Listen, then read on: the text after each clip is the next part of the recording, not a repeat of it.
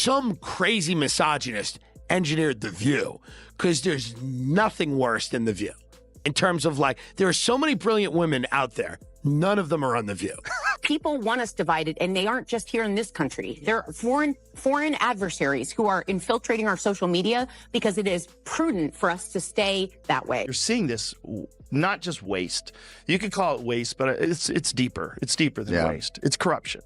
And you're seeing that corruption get weeded out. I am hoping that this is successful and that it yields a benefit to the American people, to the working class people, to everybody, where they recognize, like, hey, we can't just be spending all our tax money on nonsense. The View, once a powerhouse for bold opinions and heated debates, has come crashing down under the weight of over 30 defamation lawsuits. At the center of this firestorm is Whoopi Goldberg, the show's controversial anchor, who believed her. Celebrity status gave her free rein to say whatever she wanted. From Elon Musk to the Trump family, no one was safe from her sharp tongue. But what started as fearless commentary soon turned into reckless allegations that would cost her dearly. For years, Whoopi's outspoken nature made her a staple of daytime television. She thrived on controversy, and audiences tuned in to hear her unfiltered take on current events. But over time, her comments became more than just provocative. They turned into direct attacks. She accused Elon Musk of being out of touch with reality, labeled the Trump family as conspirators, and even suggested that Carrie Underwood was manipulating the entertainment industry. Her criticism extended to Joe Rogan, whom she accused of spreading dangerous misinformation through his podcast. At first, it seemed like Whoopi was untouchable. No problem with people, performing. Carrie Underwood performed and said, listen, it's not political for me. I love my country. I appreciate that people are having a hard time. Me too. Yeah. Mm-hmm. I work for a living. If I had all the money in the world, I would not be here. She had built a career on saying what others wouldn't dare to, and for a while, it worked. She likely assumed her fame shielded her from consequences, but she underestimated the power of those she was targeting. The people she spoke out against weren't just public figures. They were influential individuals with the resources to fight back. The first major blow came from Elon Musk. Whoopi had taken multiple shots at the billionaire, criticizing his business practices, personal life, and even his intelligence. But Musk wasn't one to let things slide. With his vast financial and legal resources, he launched a defamation lawsuit, making it clear that Goldberg's words had crossed the line. What she might have seen as harmless commentary turned into a full-blown legal battle. Then came the Trump family. Whoopi had long criticized them, but this time, her allegations were more than just political jabs. She accused them of criminal activity and deep-seated corruption. For the Trumps, this was more than an insult. It was a direct attack on their reputation. And if there's one thing the Trump family is known for, it's hitting back harder. Their legal team wasted no time filing a lawsuit, determined to make Goldberg answer for her accusations. But perhaps the most surprising lawsuit came from Carrie Underwood. Unlike the political and tech moguls, Underwood had mostly stayed out of controversy. However, when Whoopi suggested that the country singer was secretly pulling strings in the entertainment industry, Underwood decided enough was enough. She responded with legal action, demanding millions in damages for the baseless claims that threatened her reputation. One of the most dramatic moments in this saga unfolded when Whoopi found herself in a legal battle with Joe Rogan. When you're a certain age, you use words that you know from when you were a kid or you remember saying, and that's what I did today, and I shouldn't have. I should have thought about it a little longer before I said it, but I didn't. And I should have said cheated, and I used another word, and I'm really, really sorry. It all started when she accused a Staten Island bakery of refusing to serve her due to her political beliefs. According to her, the bakery had denied her order for cupcakes as an act of discrimination. The reality, however, was much different. The bakery quickly responded, explaining that their boiler had malfunctioned, preventing them from fulfilling the order. Politics had nothing to do with it. But by the time the truth came out, the damage had been done. Whoopi's claim had put the bakery under public scrutiny, leading to backlash and threats from outraged viewers. That's when Joe Rogan stepped in. Known for calling out misinformation, Rogan used his massive platform to highlight Goldberg's reckless accusations. He didn't stop there. His legal team filed a defamation lawsuit, arguing that her statements were not just false, but harmful. They had come crashing down on her in a way she never anticipated. The show that once boasted bold opinions and heated debates now faced an existential threat, one fueled by the very words Goldberg had spoken. The legal storm engulfing The View not only undermined Goldberg's credibility, but also jeopardized the show's reputation as a whole. Whoopi Goldberg had always been a larger-than-life figure. Her sharp tongue and unapologetic approach to controversy were part of what made her a beloved figure on television. Over the years, her fearless comments on everything from politics to entertainment had made her a household name.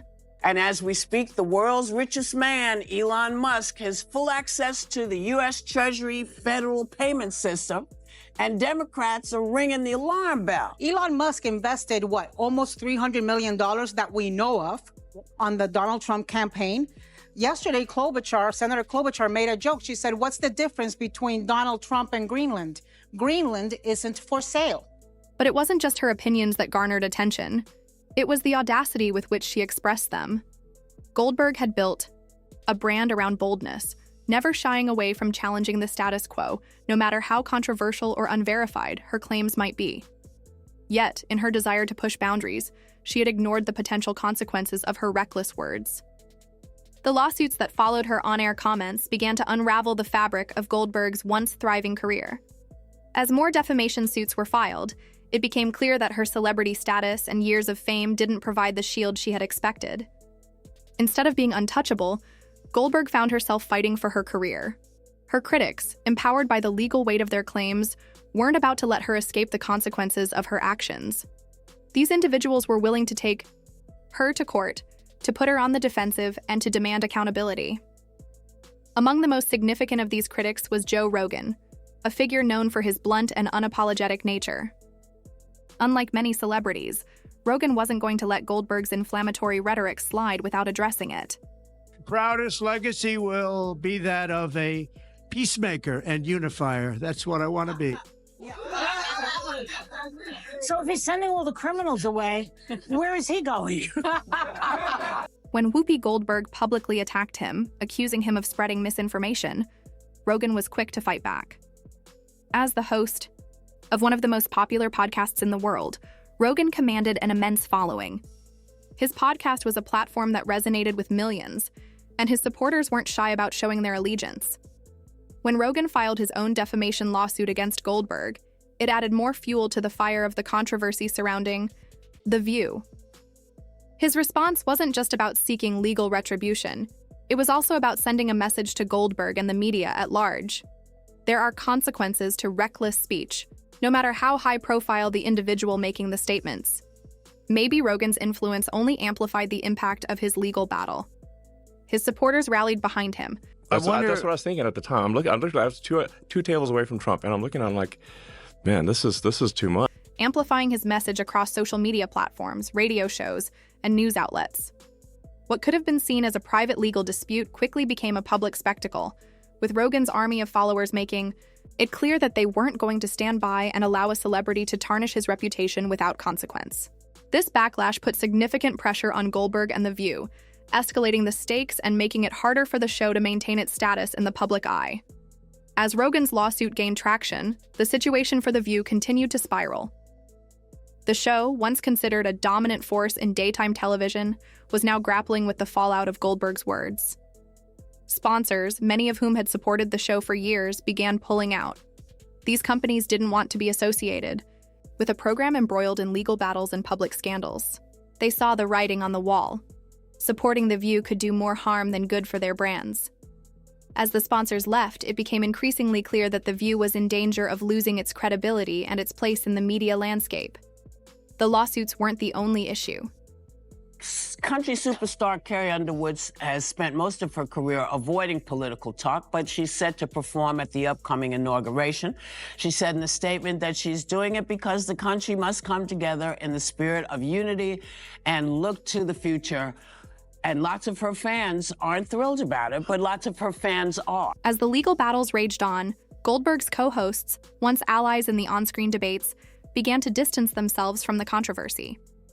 The tension on set became palpable as the consequences of Goldberg's comments were felt by everyone involved with the show. While some co-hosts remained supportive of Goldberg, others started to question the wisdom of standing by her in the face of mounting legal pressure. This created a sense of unease among the View's team, making it harder for the show to function with the same dynamic and energy that had once made it so popular. Behind the scenes, networks were starting to reconsider their involvement with the program. As the legal ramifications of Goldberg's defamation cases continued to unfold, networks grew wary of the long-term damage that being associated with the show could cause. What had once been a trusted platform for entertainment, political commentary, and heated debates had now become a symbol of controversy and legal turmoil. The View's future, once a given, was now uncertain. The show's leadership was forced to reckon with the consequences of Goldberg's comments, and they began to question whether it could ever She says, I love our country. How do you love your country and support and normalize somebody who was a convicted felon who really wants to destroy the country, in my opinion? I don't understand how you say you love your country at the same time as you normalize this convicted gain its former status. The legal and reputational damage wasn't confined to Goldberg alone. The entire team behind The View, from the producers to the writers, found themselves caught in the crossfire. The show's ratings, once strong, began to dip as viewers grew disillusioned with the mounting controversies. While some continued to tune in for the drama, others saw the show's ongoing legal battles as a sign that it had lost its way. As the dust settles, the question remains: will Whoopi Goldberg learn from this, or will her outspoken nature continue to land her in hot water? One thing is for sure, this story is far from over.